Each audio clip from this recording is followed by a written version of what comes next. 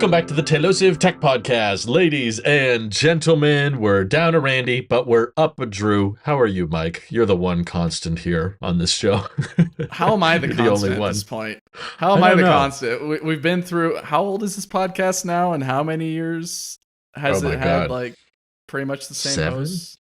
Well, we're Is on it Series 7? 8, right? That's a good indicator. So, assuming that we've done Series 1, 2, 3, 4, 5, 6 without skipping like- any of them. Well, it's like 8 calendar years. I don't think we started at the beginning of 2016. We probably started near the end. And then we launched Series 2 on the beginning of 2017. So I've 7 never gotten your years. opinion on that. Does that make you feel weird that you've been a part of a podcast for at least 7 years? It doesn't feel like it. I remember trying to do a podcast with a few of my friends before that, like in 2015, 2014, and we just couldn't stay consistent with it because getting people together is so challenging. I've watched podcasts come together and fall apart purely due to scheduling and stuff. So, yeah, it does feel weird that we've been going this long, but I'm glad there's a format of it. People keep asking for it. As long as people keep asking, keep watching, we'll keep making it. But I'm determined to keep it going. At least that's Mike maybe is very determined. my message of being consistent here is that I'm here, I'm ready, even though that looking at my notes, the well of tech news is a bit dry in terms of my interests. No, there's a lot of stuff I wanted to talk about that I didn't get around to on my dedicated videos. Like, I was perplexed by this news. Apple kind of going overkill with iMessage security. Did you catch this story? I caught tidbits of where they've gone, like the plaid version of quantum. If we're bringing in Tesla speed modes into this conversation, it's insane levels of encryption. Am I right? They've protected iMessage from attacks coming from quantum computers, which I didn't know was even possible, but now I'm afraid. Are you afraid? It feels like I didn't know that could happen. Well, at least we now know that Elon Musk's phone can't be hacked anymore because it's quantum levels of protection. Or it's not quantum levels of protection. It's protection from quantum attacks. I don't know. That sounds quantum to me.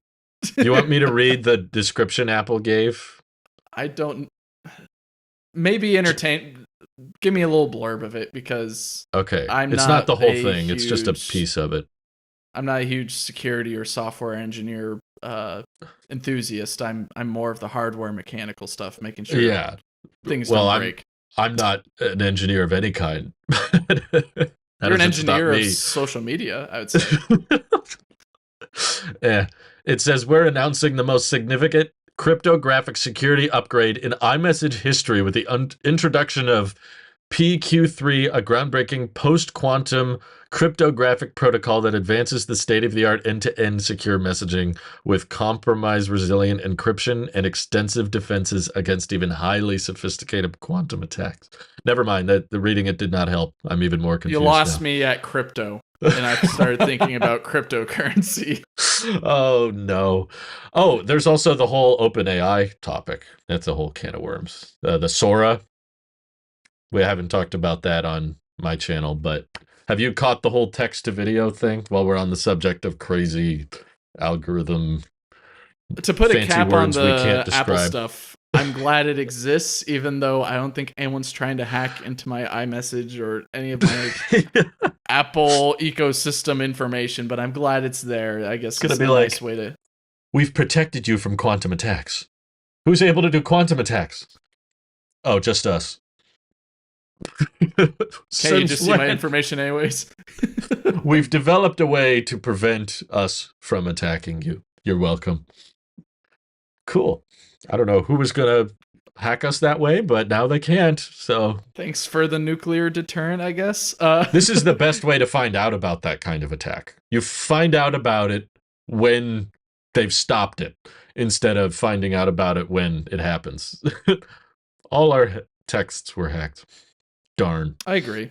For the Sora stuff, I caught that as well, in which I think it was MKBHD's video of showing like or highlighting like here's some of the weird looking things like the guy with the weird coat or whatever. And of Yeah, course Sora chose or OpenAI chose specific videos to make it look amazing or the ones that basically perform the best. they are handpicked. I think Yes. it's very dangerous, especially where we have an industry that is struggling with AI related intervention slash content that can easily replace jobs that otherwise would it would be a small role for some people, but at least it'd get their boots on the ground in Hollywood or anything like that. I feel like the art and creativity ecosystems or spaces domains are at risk of just becoming a computer, in which rubs me the wrong way for someone who likes being a creative but isn't big. I'm just more of an enthusiast on that type of stuff, Hmm. and it worries me. So yes, I'm worried about the Sora truck. Interesting. I am not worried, and I have still yet to be that impressed by anything I've seen so far. Okay. You That's don't where think I this fall is on one it. step closer to having a AI Talos of Tech becoming a thing anytime soon? I think the biggest problem with AI is people expect the progress to be linear, and it pretty much never is. It's always people have this expectation that, oh, wow, I saw this one video of Will Smith eating spaghetti that was AI generated, and now the new video is way better. Imagine if this rate continues to progress for another 5 years, you could plug in a movie and it'll churn out a 2.5 hour movie. And I think it never works that way. That the inherent design of neural net training and with AI is very good at quick jumps in progress where you hit a stride, you hit a sweet spot where it suddenly makes a really big jump in performance, but then it levels out and it never is quite able to make as big a jump again. As an example, GPT was the big hype thing for a while. Everybody was like, "Oh my god, this chatbot can write essays and it can do all these amazing things." And then we tried to do a Talos of Tech video that was scripted by GPT. You know, Mm-hmm. pretty impressive that it can churn out a lot of words, but everybody can kind of tell still, yeah, that doesn't sound right. Hey, you made up some stuff there. Very impressive if it's giving you information on fields you don't know about. That was kind of Mm-hmm. our takeaway is like, yeah, but if you know about the field, you'll find tons of holes and go, nope, that's not right. That's not right. You can't trust this. So what they Mm-hmm. actually discovered, the more they trained it, the more people used GPT, was the dumber it got because so many so many humans are using it now. So it actually was smarter when it was more isolated. Um, Mm-hmm. and they thought, okay, wow, look how good it's gotten. Just a few more generations, it's going to be able to, replace journalists or replace all that. And it never quite does. Even people in the software industry say, at least the ones I've talked to have claimed like, well, it's a neat little tool, but it hasn't necessarily killed off any jobs. Like it hasn't replaced the role of a software engineer. A software engineer might use it to compile notes and that kind of thing.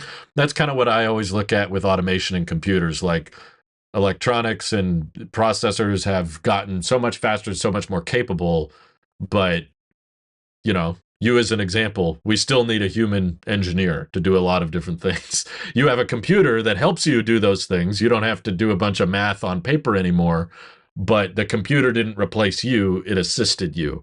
And that's kind of how I look at AI is like, okay, GPT kind of got boring after a while. Now everyone wants to talk about Gemini because Google and OpenAI keep leapfrogging each other. But after a Mm-hmm. while, we kind of hit another local maximum, and then we go, I don't know, what else can we really do with this? So then they change their focus. Okay, now let's talk about text to video. Look at how much better this has gotten now. And then I think we'll hit another local maximum with that, and then they'll find some other thing. Next, it'll be music. Oh, wow, the OpenAI actually can create songs that sound pretty good instead of like current AI generated music. Mm-hmm. and we'll say, "Oh, imagine if this rate continues for another 5 years, it'll be able to replace." And then they hit another maximum. So I haven't seen anything that makes me feel too threatened. Specifically, like you said, they kind of handpicked the best performance. It was a really great wow factor. The Sora video generation. It's like it's cool for if you're watching a YouTube video and you say this is what's entirely generated, or for the first couple minutes, but then you watch it just for a little bit longer and you go, well, wait a minute, most of these have to be in slow motion in order to work. And then after, I saw one where it's like a shark swims up to a couple on the beach and the shark's mouth sticks up, but its tail is still like 50 feet back. And it's like there's two sharks in different. You find little holes the more you look. So, Mm-hmm. and I think that kind of AI progress where it gives you a really big, scary wow factor when you first react to it. But then the longer you look, you go, well, there's still some kinks. They got to figure it out. It's perfect for finding investors. Investors, I think, want to bet big on AI because it constantly looks like it's almost there. It constantly looks like it's almost about to replace a bunch of careers, and it's almost about to reach to the point where it's indiscernible from reality, but it never quite gets to that point. So it's like I think it's just today's fad, personally. But I AI could. is today's fad, or at least it seems like it is the trend for the 2020s. Is look what AI did.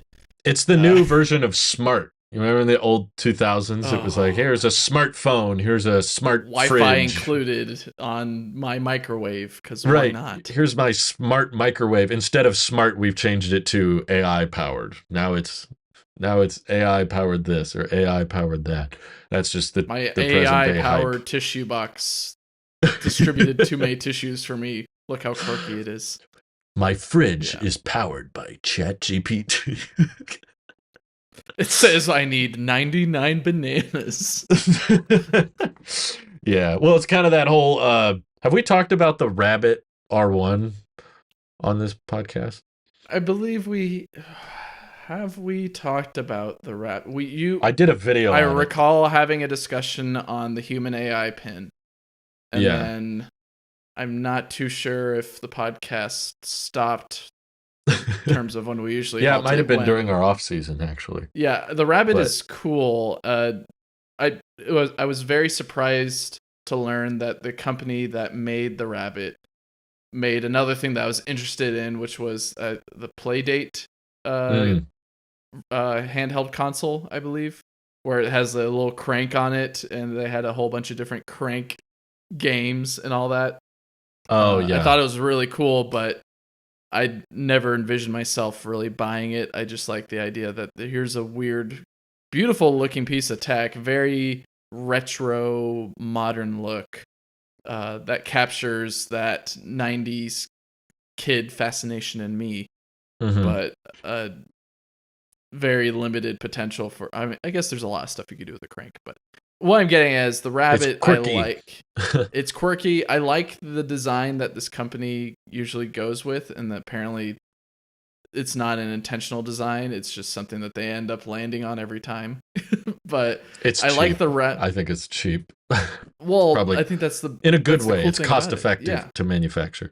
Yeah. it's very cost effective, in which that's what maybe that's not what I like about the rabbit, but I like the design of the rabbit more than the HumaneAI Pin. The HumaneAI Pin Mm. is this is a really weird comparison. The HumaneAI Pin is like Apple, where the Yes. Rabbit R1 feels more like Android. And in this case, I like Mm. the Android styling more than the Apple design. In this weird comparison, not to take that more towards the actual words that I'm saying. This is kind of weird. What I'm getting at is I the get what rabbit's your point is. interesting. I don't know if I would buy one.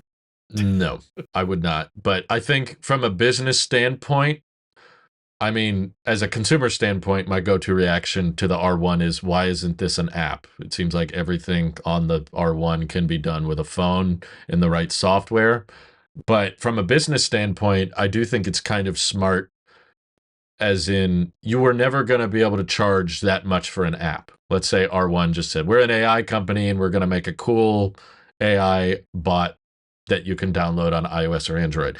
What's the most people are going to pay for that on either app store? Like, I mean, I find it hard to even consider buying apps these days. exactly. The That would be closest a I hard get sale. is a Apple Arcade subscription for free, Yeah.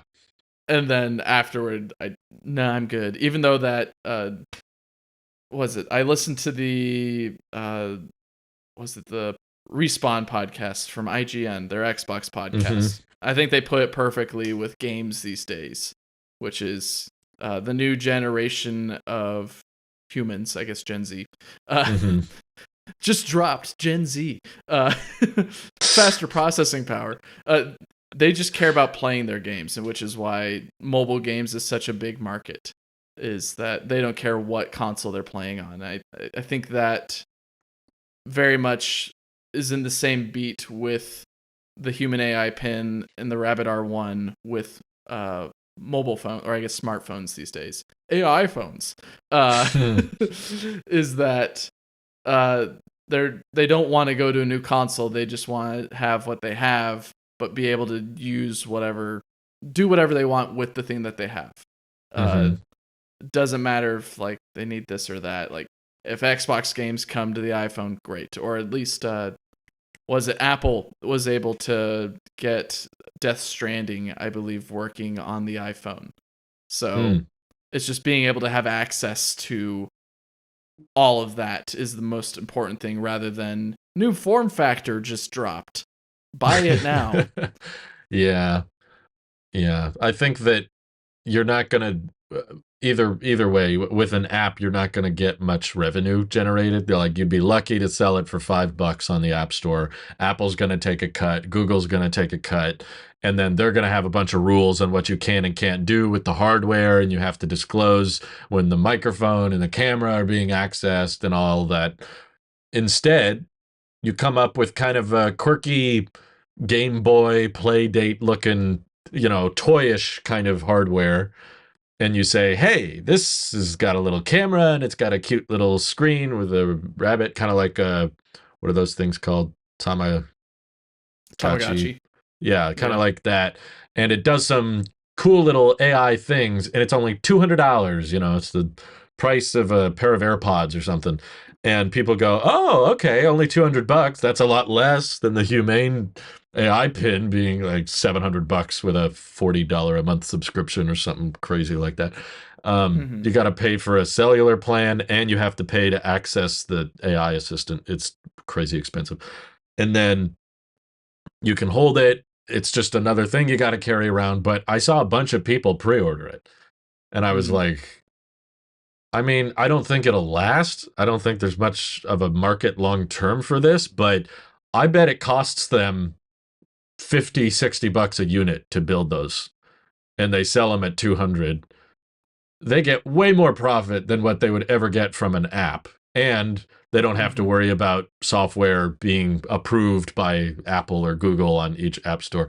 So, from a business standpoint, I was like, yeah, that kind of makes a lot of sense financially. If you're trying to rake in a bunch of revenue really quickly, come up with some cheap, affordable hardware, slap AI on it because that's the latest trend, and say, Mm-hmm. hey, little AI pocket computer, and it's cute. It's a rabbit. There's a little bunny that jumps on it when you use it.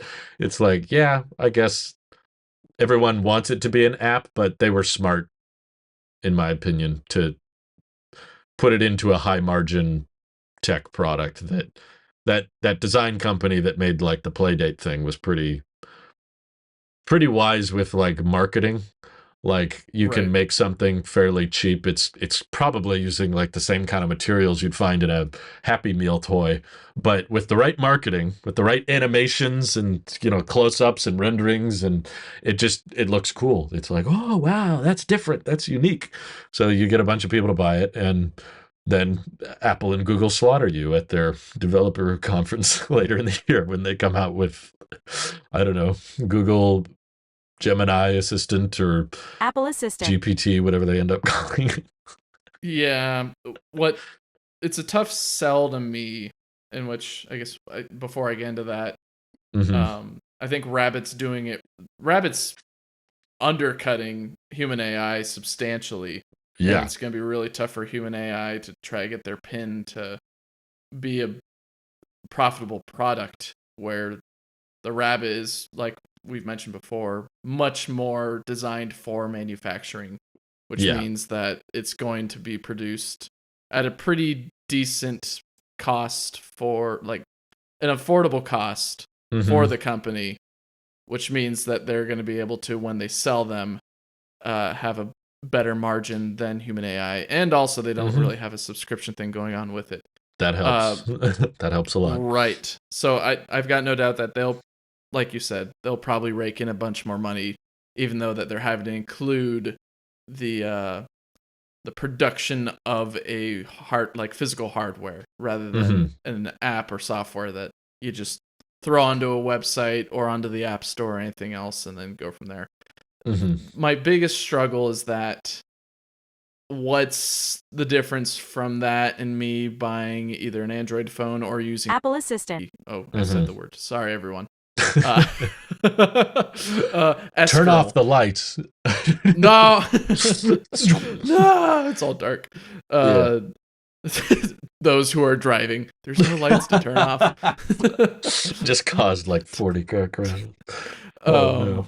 I I guess I might need to look into the products more, but what's the difference between them and me just asking S-Girl to do something? Because it's already in my pocket, it's already hardware I've got. All it needs is a software boost, in which maybe that's what we see this year, in terms of what you're alluding to, is Google and Apple shutting both of these companies down entirely, with just being able to, Apple Assistant. we got an upgrade and she can do exactly what Rabbit. Oh, I said, I'm sorry.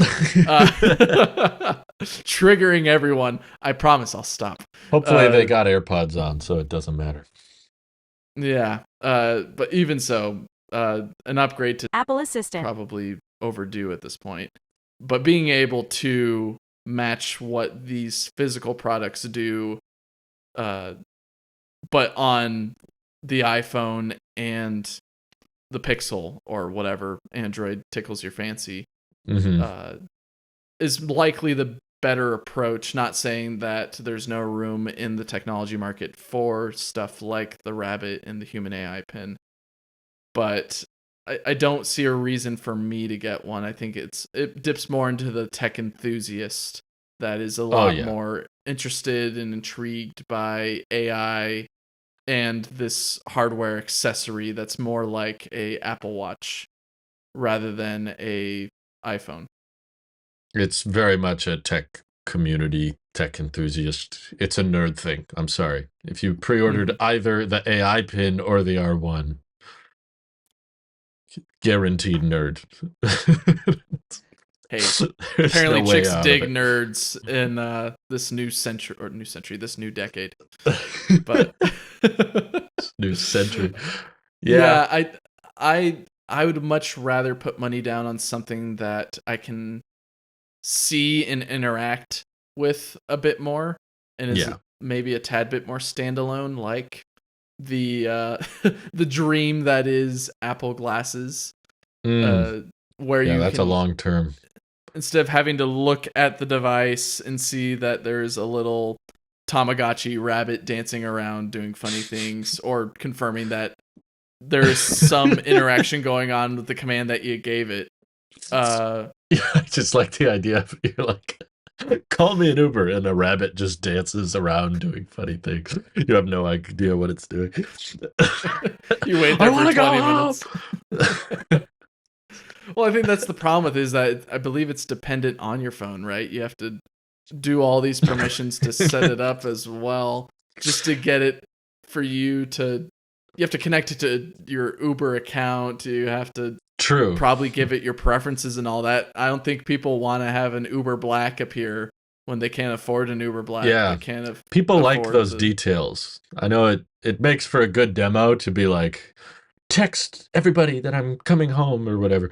But people like knowing exactly how the text was worded, or which Uber you're calling, what are the ratings of the Uber, and or if you're booking a flight, they want to know which flight, what carry-ons are included or what isn't included, or Mm-hmm. Those details matter. That's why people keep buying these big old phones with their big screens. People, I just drove a friend to the airport that I actually feel bad for her. I'm pretty sure she got scammed or something at a Mm.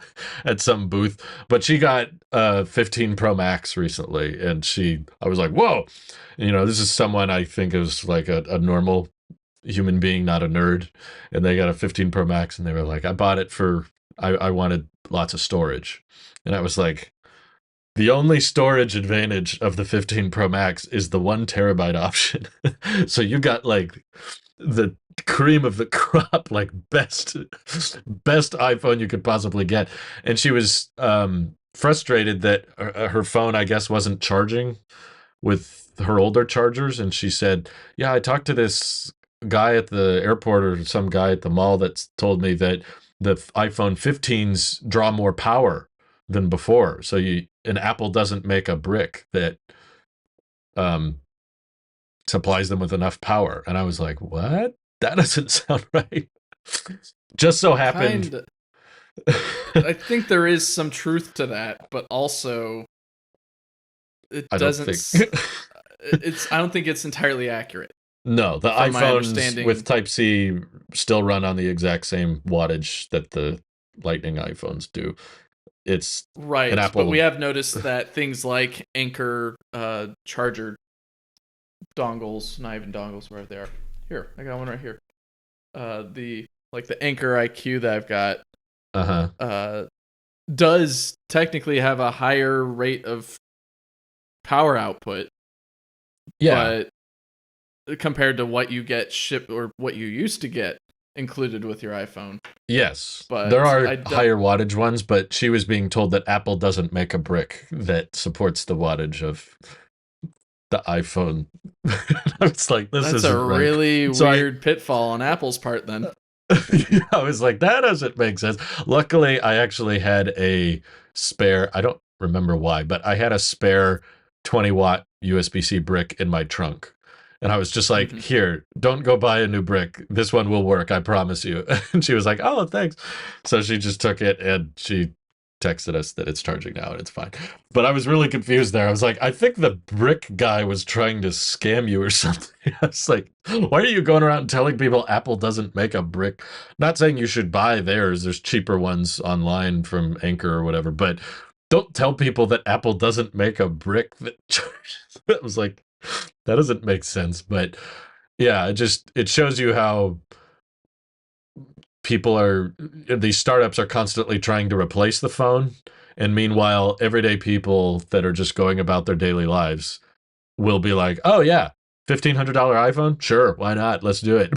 Even if they don't understand wattage and bricks and that kind of thing, they don't care. They just know, I like my phone, I use my phone, so I'm gonna spend whatever I gotta spend to get a nice one because I'm gonna use it all the time. So I don't think Right. phones are going anywhere. It's a huge spectrum going from AI pin to I would like to turn on my TV, please. Yeah. Where where's the remote? Yeah. And Are all that. you at all? So you're on a 14 Pro at the moment. Has any of the discussions about this? I don't know if you followed the solid state capture button rumors, where it's like pressure sensitive. So like, I don't know if you've ever used a DSLR, but you can like hold down the capture button part of the way, and it focuses the camera, and then you push Mm-hmm. down a little harder and it takes the picture. And then there's also talk that the capture button will be like a mini trackpad, so you can swipe one way to zoom in and swipe one way to zoom out. Does any of those features interest you with the 16 Pro, or are you more on the I'll use my 14 Pro until it dies? I'm leaning more towards the latter at this point. Yeah. I always thought I would get a new phone every 2 years, and that's what I thought going into the 14. But maybe because I just had a 11 Pro that wasn't one of the best in the whole cream, or I guess the crop of 14 Hmm. Pros.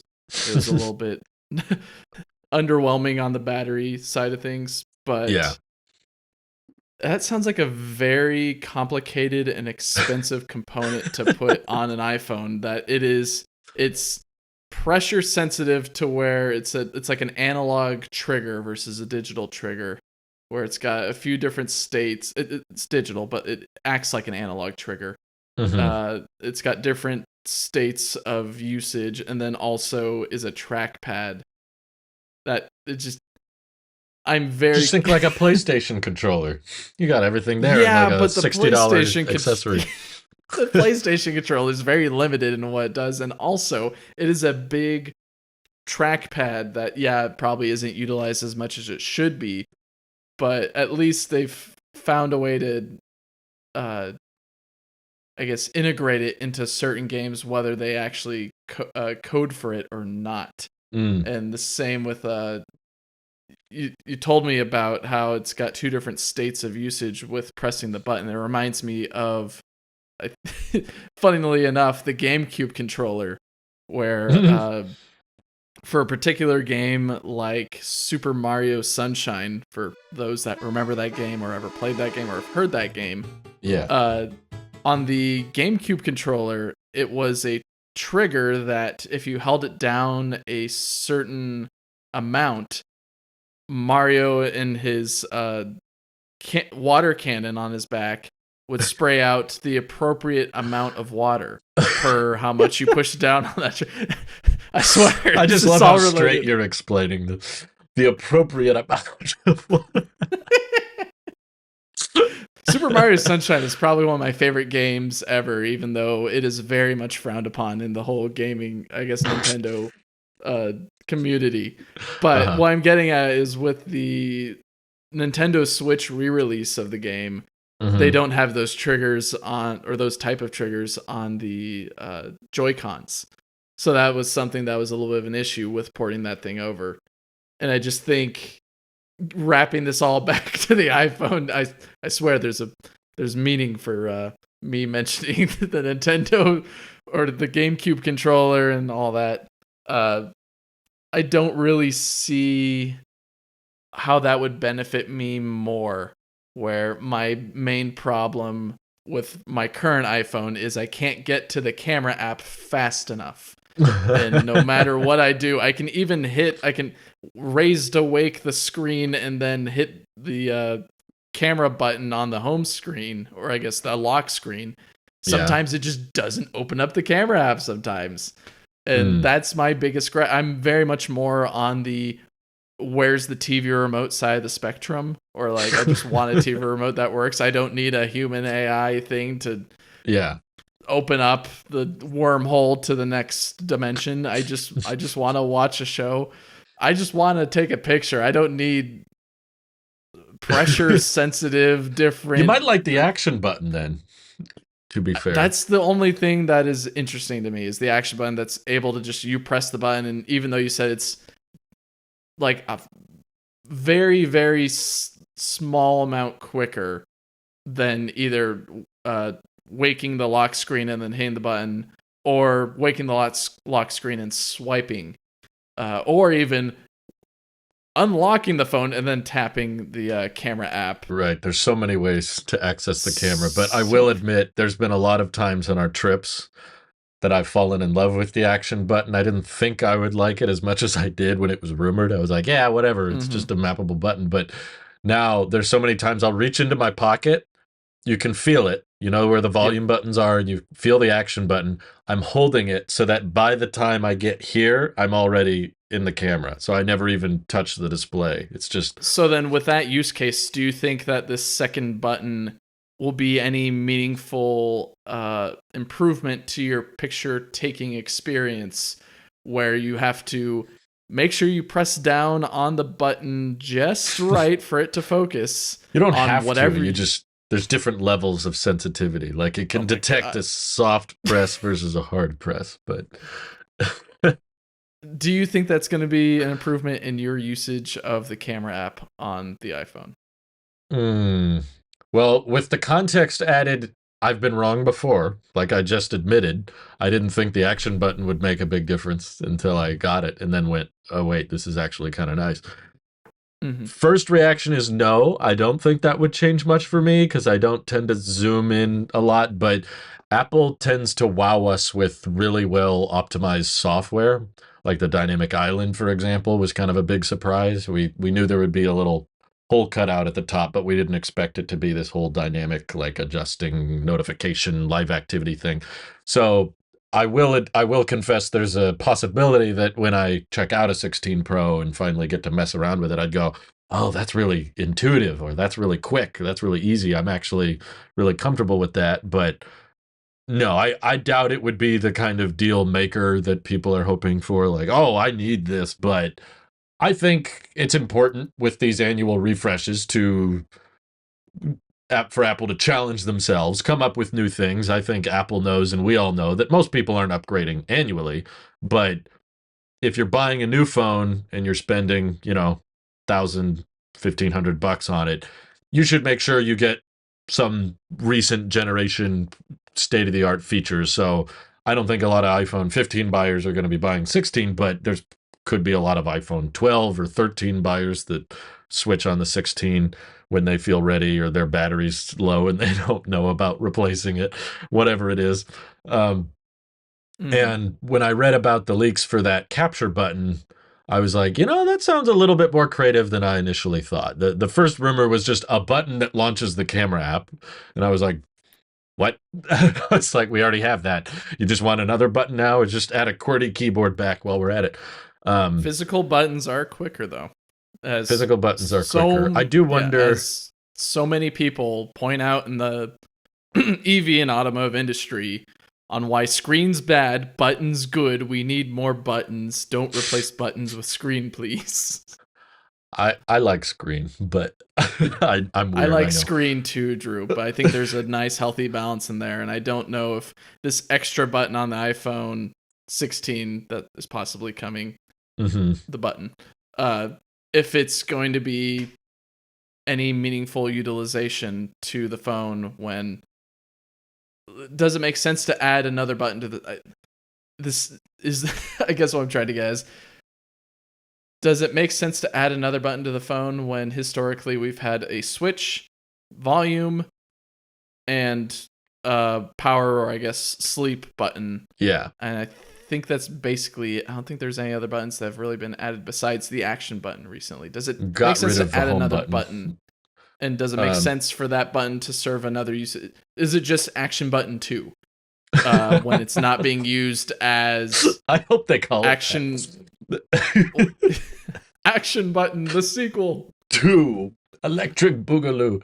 I would argue Yeah, yes, just because I'm very much a believer. I think Randy, if he were here with us, putting words in his mouth as yeah, if I'm he's gonna I'm dead. gonna speak for Randy now.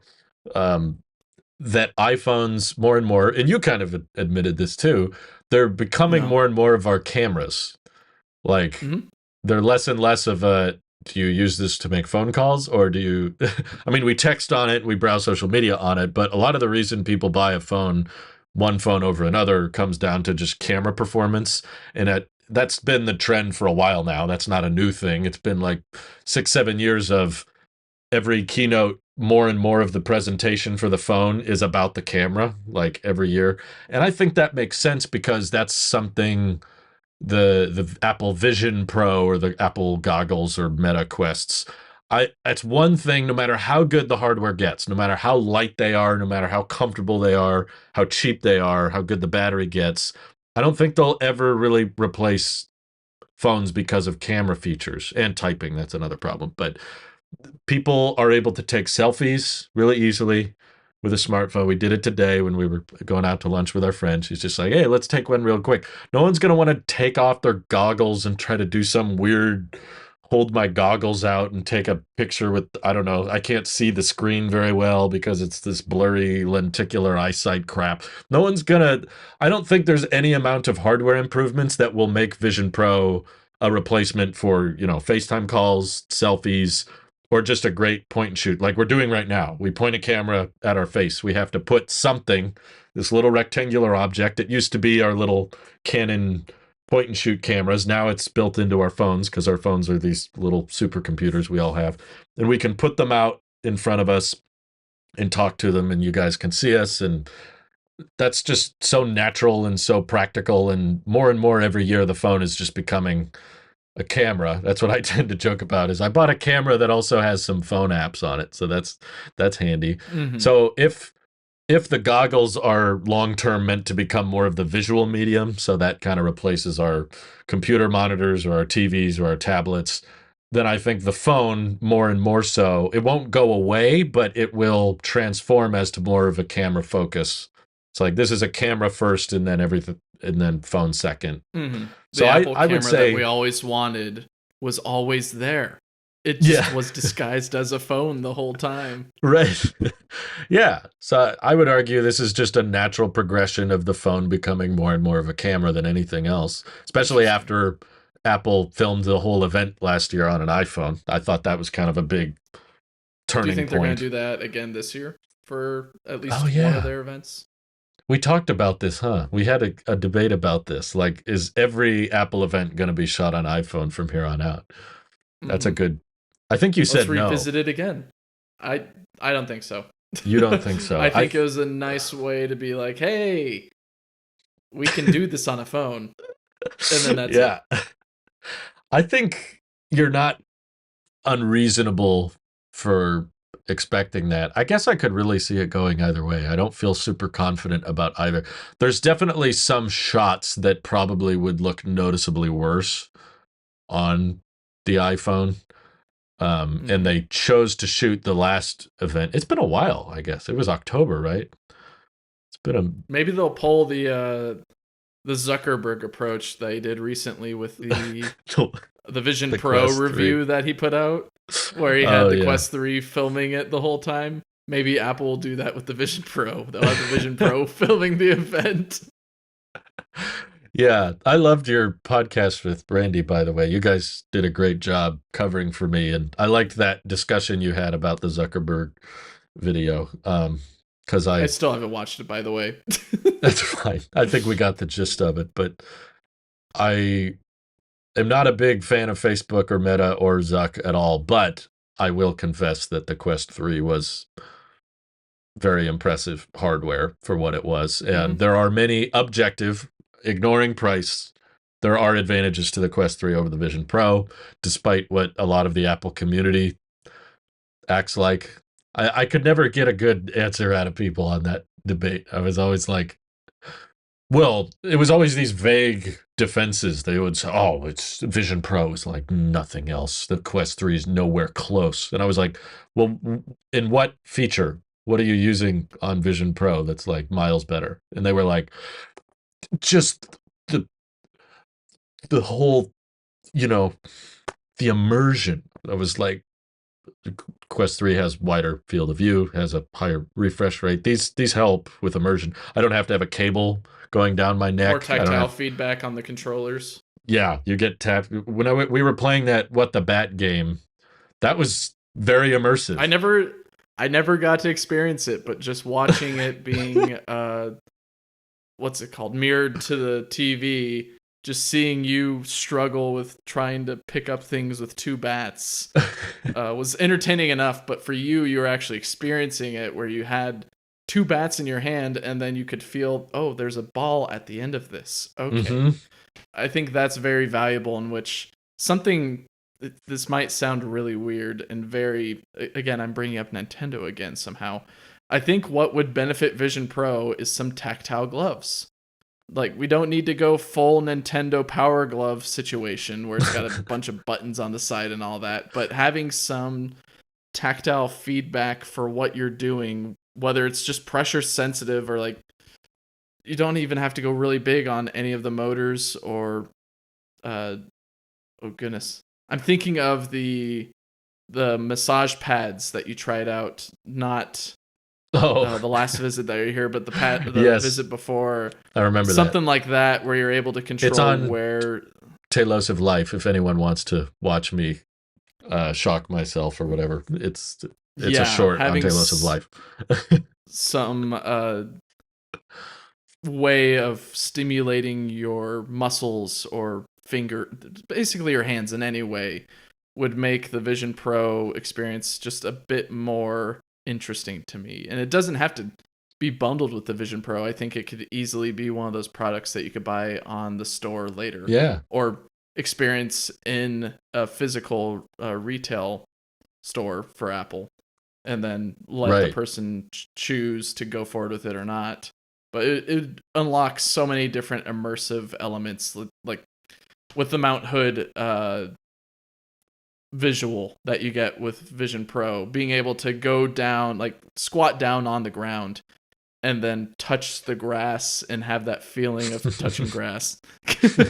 Touching grass and stones in that environment would just make it feel that much more real, and make it feel that much more immersive, and make it more worthwhile, because it gives you more things to do rather than, oh, this is cool, what else can I do, I guess. Right. That's kind of the big running problem with Vision OS right now. It's just kind of iPad apps floating around. But I agree with you on the glove thing. I know that a lot of people might go, oh, that's so complicated, or that's weird, you got to put on these special gloves and all. But seriously, there is so much more things I think you could do, especially with typing. I think typing could get a lot better if you had some kind of tactile feedback. Apple acknowledged this with the iPad, you know. Even though I'm a big screen guy, I don't need physical keys. I loved my touch bar, and I almost never got keyboard cases with all my iPads until the Magic Keyboard case came out. But all before that, I was all in favor of on-screen keyboards, and I just loved using a virtual one. But Apple kept coming back to, okay, let's have a physical keyboard as an option for people who want it. And they kept advertising it and doubling down on it. Now it's hard to find an iPad Pro that isn't paired with some keyboard case these days. And that's all just for the intention of tactile feedback of some kind. Makes typing a lot more natural for people, a lot more approachable. And typing is one of the biggest weaknesses, I would say, of all VR headsets, but that includes. We need to go back to the days of physical buttons on our phones.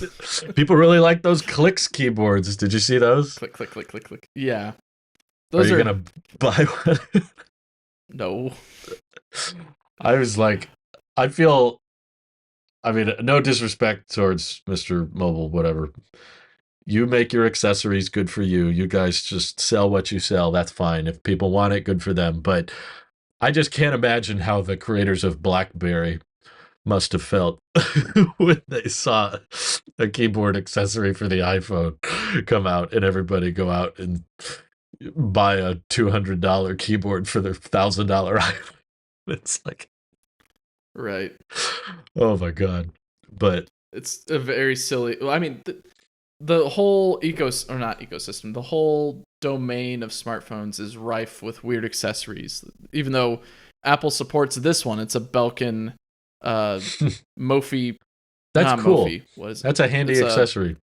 The puck that you could put on the back of your phone and allow it to stand on its own, so you could watch a video or put your finger through it to secure it in your hand a bit more.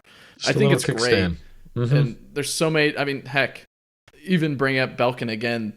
They came up with a belt loop / hip mounted accessory for the Vision Pro battery bank.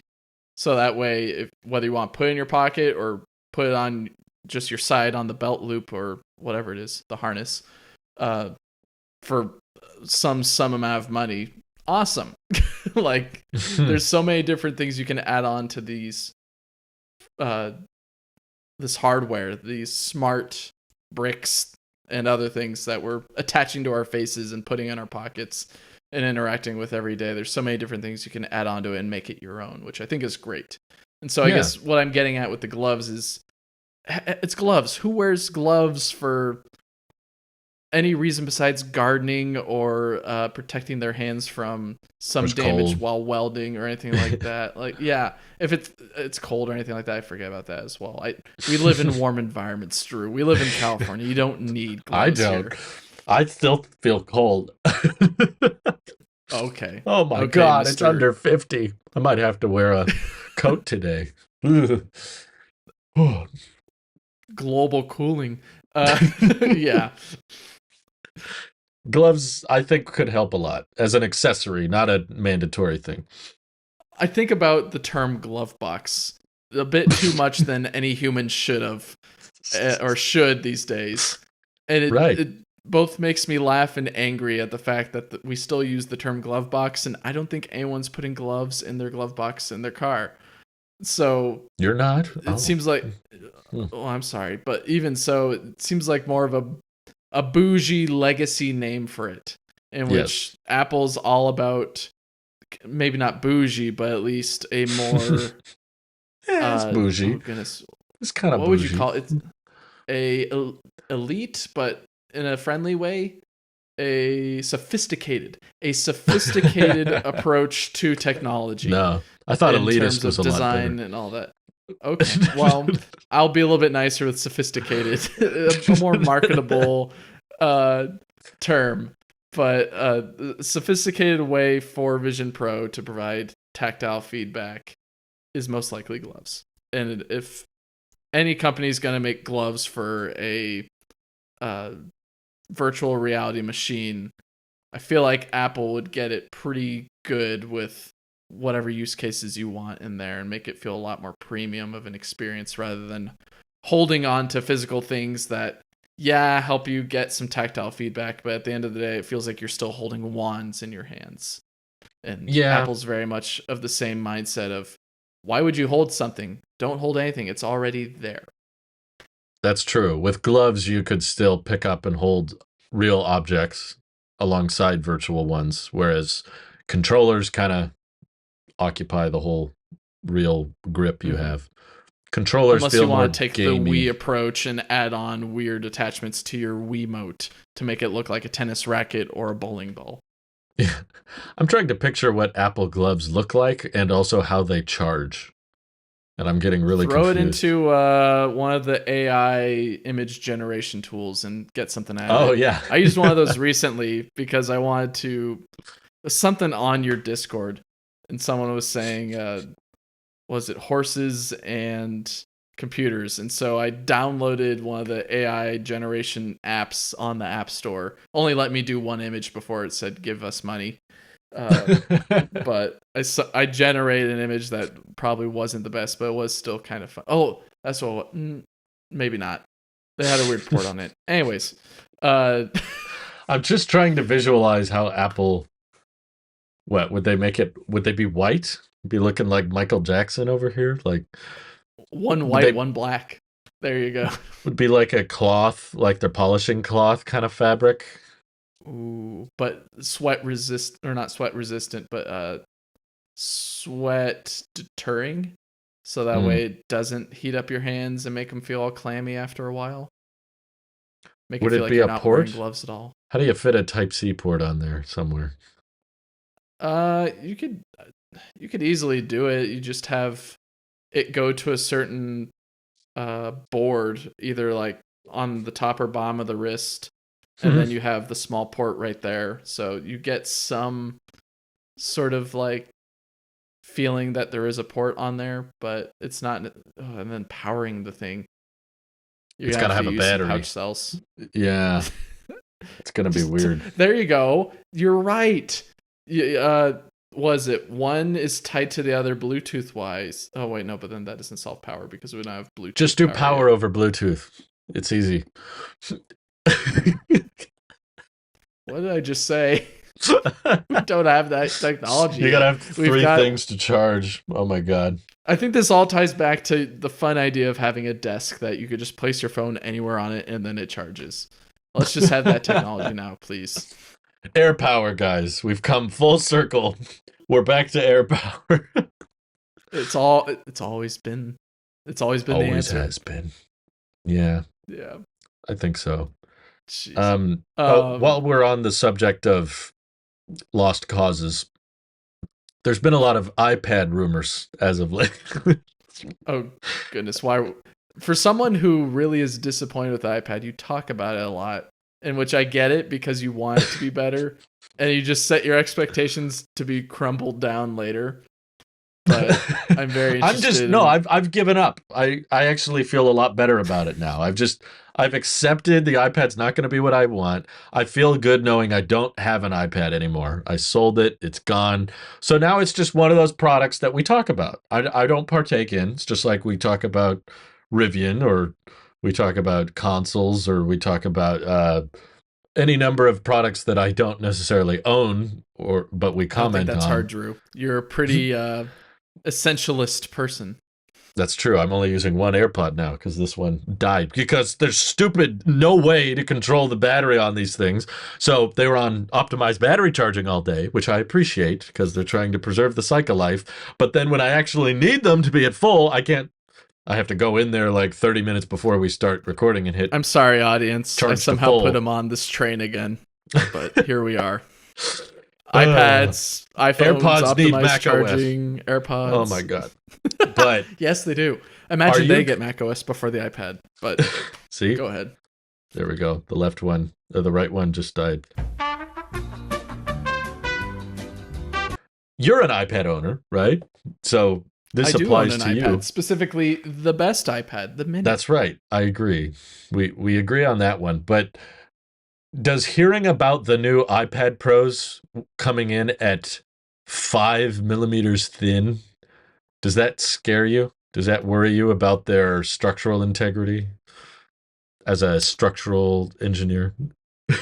Ha. Uh, what's interesting is when you made that video and I watched it, my mind immediately went to my mother's TV that she just bought recently.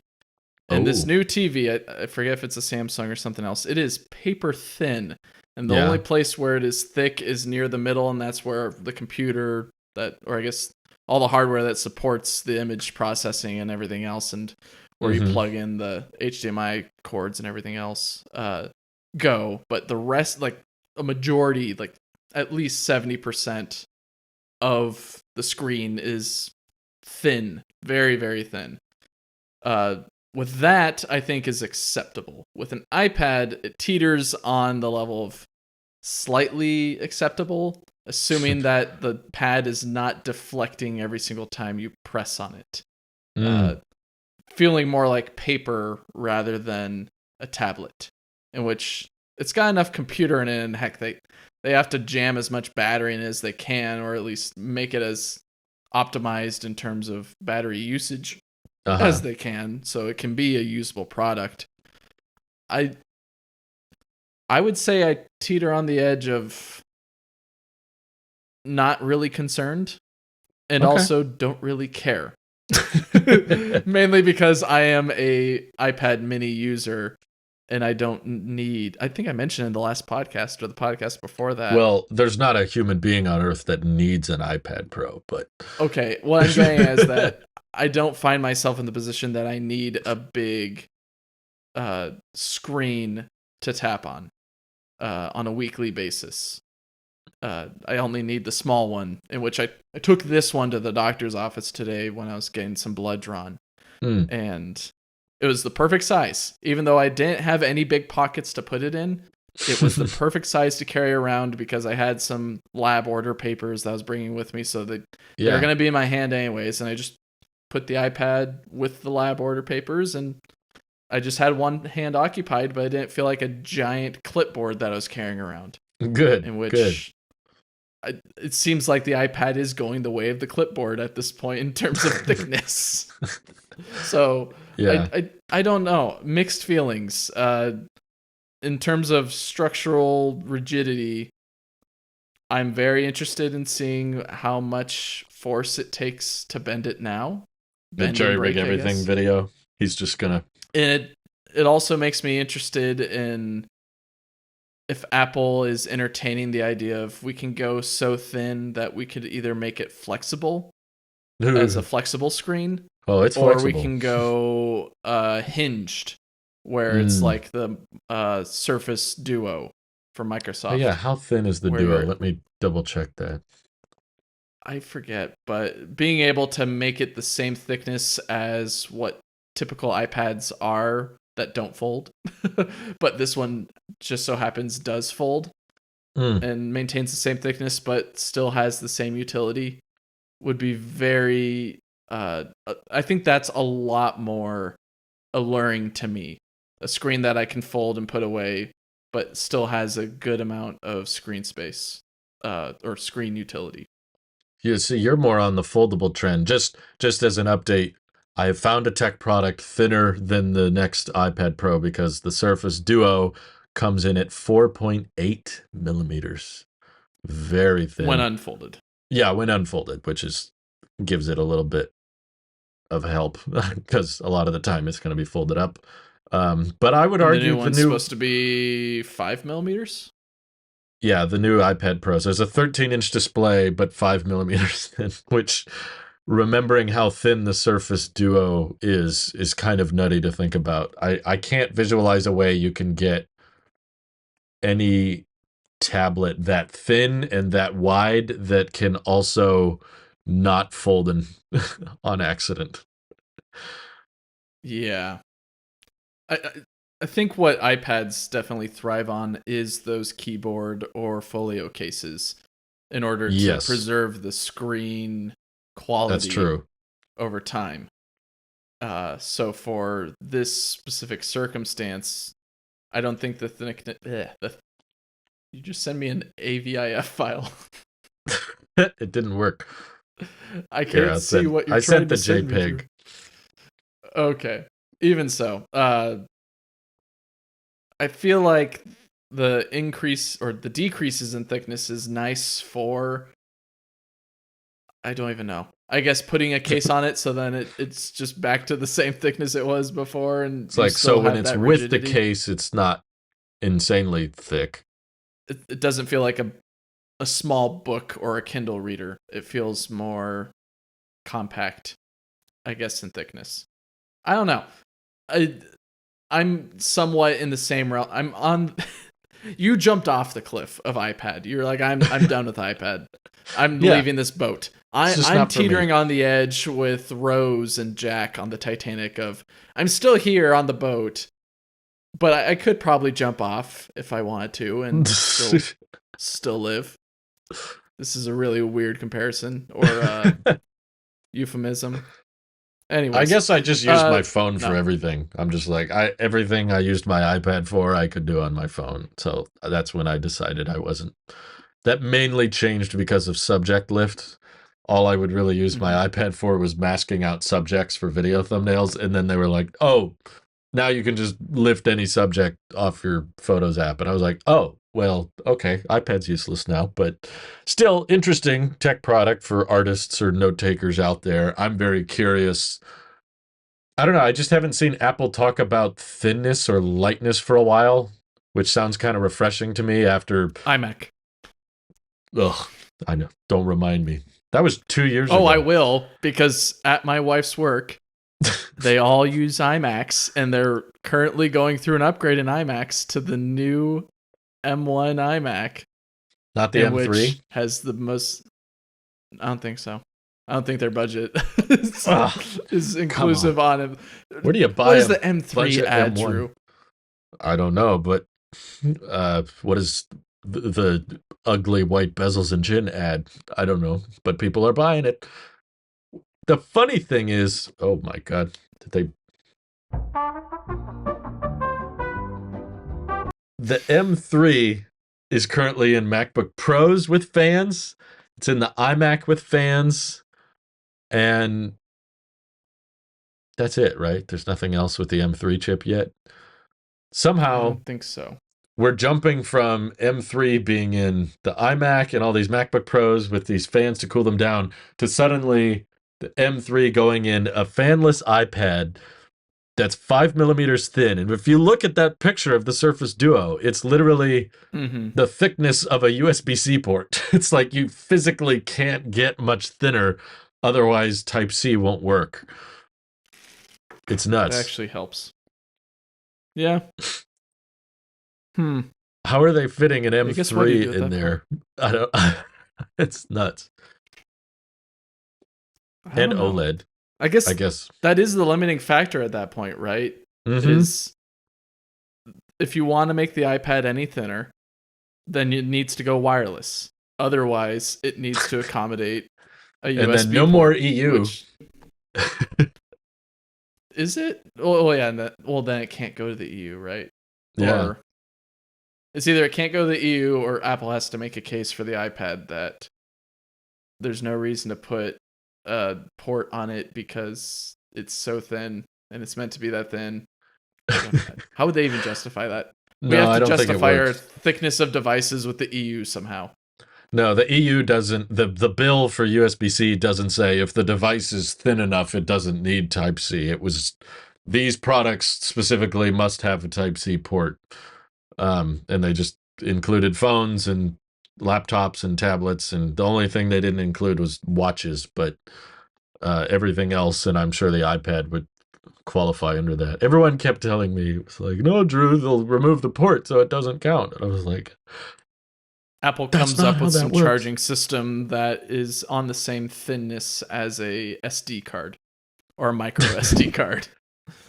Lightning is thinner. It's called, yeah, it's Lightning 5.0 or whatever. Lightning made a return.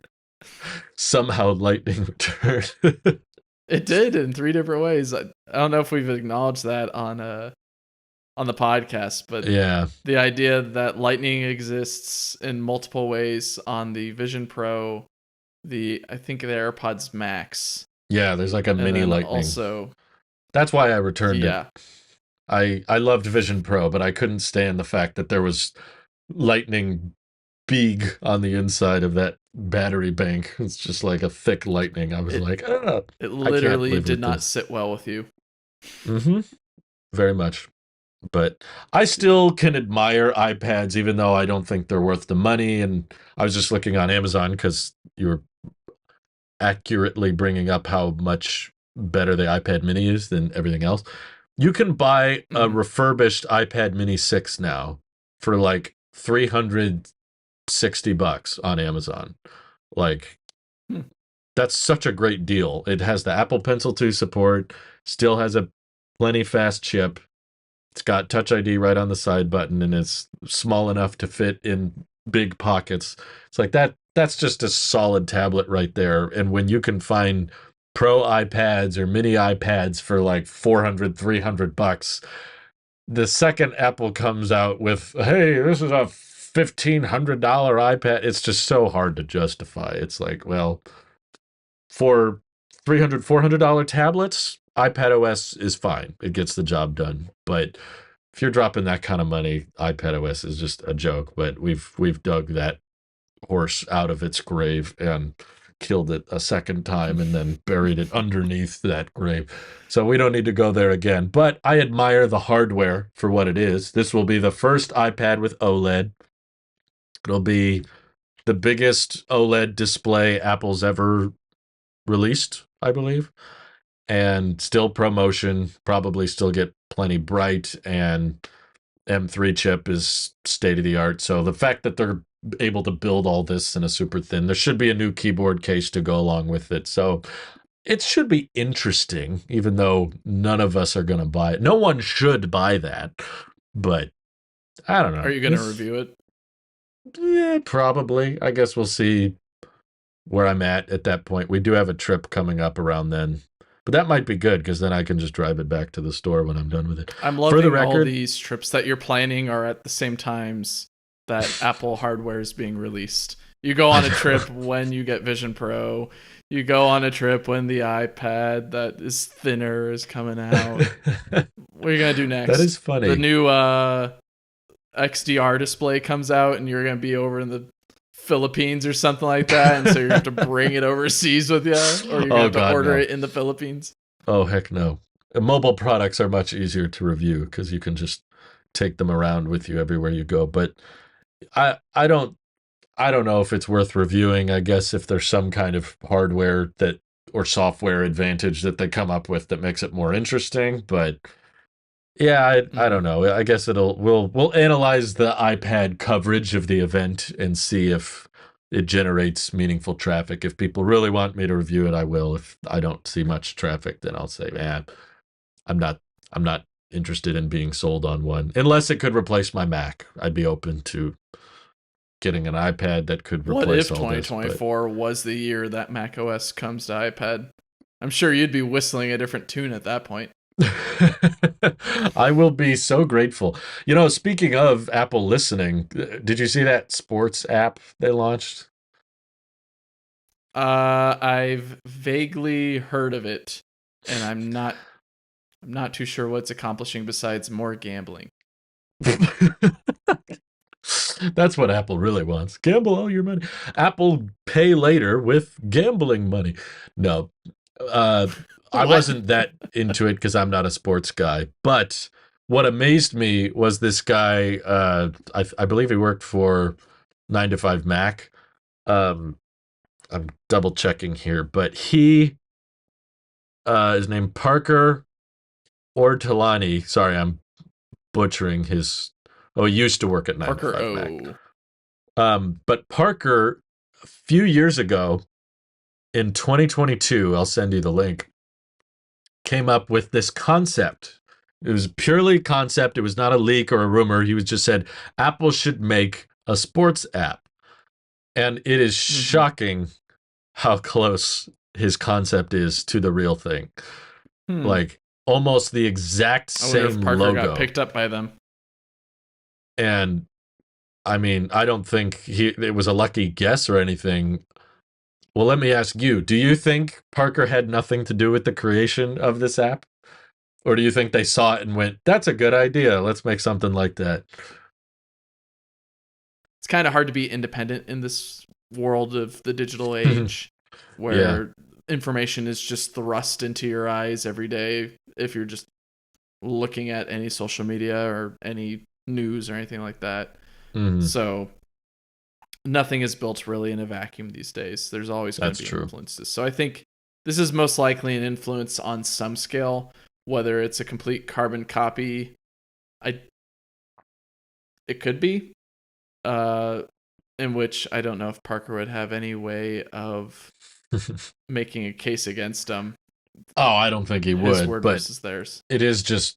I think it's awfully suspicious to see such a close concept actually become reality, but it gives me hope that Apple could listen enough to a community and just, I mean, they already have with a lot of things. Like, I didn't want them to get rid of the touch bar, but most people did, so they did, and then they brought back the legacy ports and that kind of thing. So there's a part of me on that iPad subject that's like, man, imagine if we asked for Mac OS on iPad enough times that they actually did it. It just took them a couple of years to finally optimize it and get everything right. I would be jumping off the moon. I would almost feel obligated to go out and buy an iPad at that point. I feel like I'd have to, just out of respect. Not a refurbished. Yeah, right. No, brand new OLED, whatever, with M3, and just be like, thank you, Apple. Out of principle, a brand new OLED, whatever. I love it. Whatever the newest one is, yeah, because I would want it to be as fast as possible as my MacBook, because I'd want to try to rival the performance of my MacBook, but I'd probably miss out on a bunch of things anyway. It's probably not a good idea. I think it's great that Apple added a sports app, though. I'm glad that they made one. And I hope that it just becomes more and more integrated with Dynamic Island and widgets and a whole bunch of other things to make sporting at a glance, or I guess watching it, interacting. What am I trying to get at? Getting updated info on a sport that you're interested in more convenient ways than. Well, maybe I might have to get this then. I was going to say, compared to all other sports apps, it's like it's free and there's no ads. Everyone says it's like, I mean, I'm not a sports guy, so I'm not a good person to ask about how it is compared to other sports apps, but I was like, it's must be nice. I can appreciate to just have a native option. For the same reason I think the iPad should have a calculator, because I don't want to have to go on the App Store and have to download 5 different calculator apps to find which one is free and not full of ads and well optimized. It's nice to have just a first party native solution. Is this going to become more bloatware in terms of when you get your new iPhone? It's just one of those automatic apps or That's a good automatically question. downloaded apps to your phone that you just have to deal with or I hide hope away not. somewhere else? My hope is it's more of like Apple Music Classical, where it's like it's still a I Apple forgot that designed existed. app. It's made by them and it's first party, but they don't install it by default.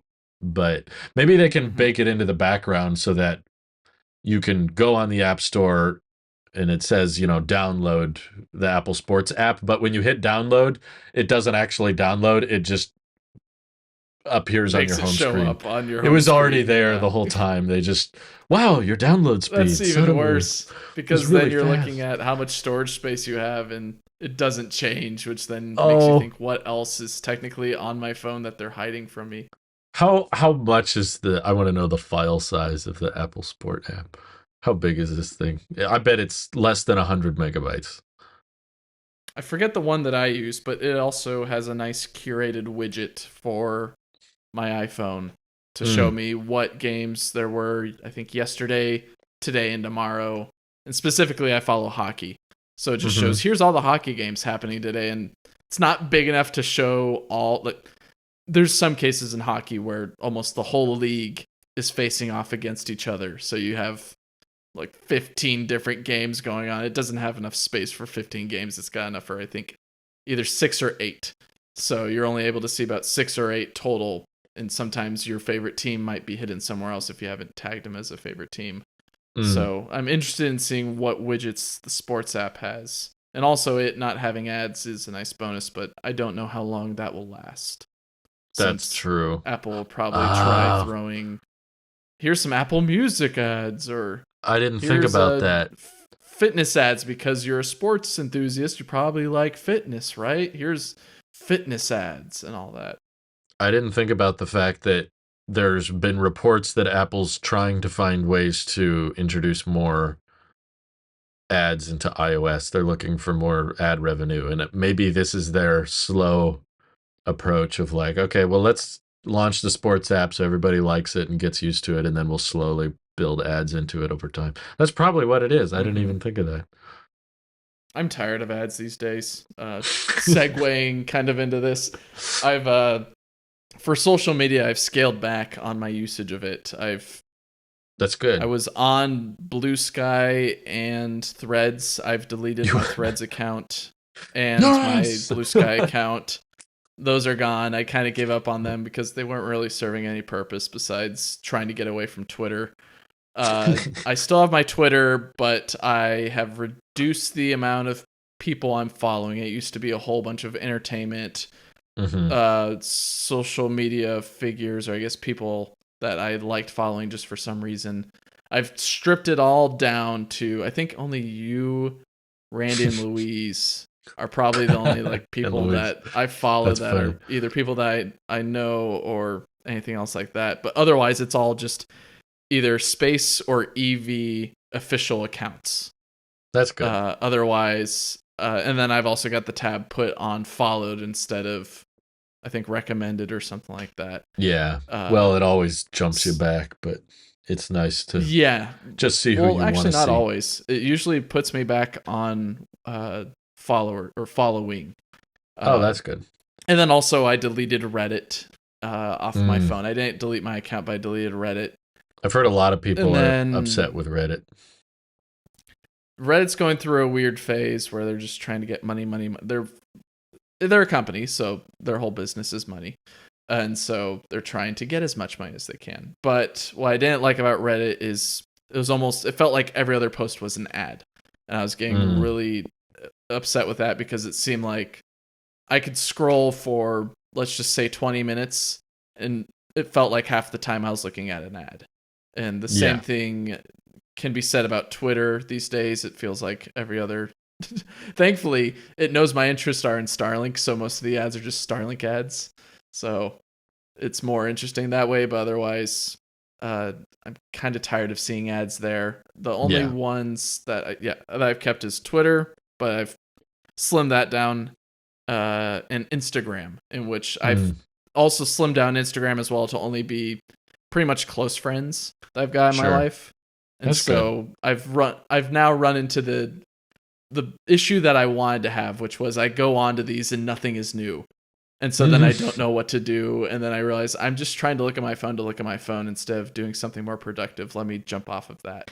Yeah. I'm kind of going through the same thing that you went through with trying to scale back your usage of the phone and avoid the screen time that you're having. And I'm trying to replicate that in my own way.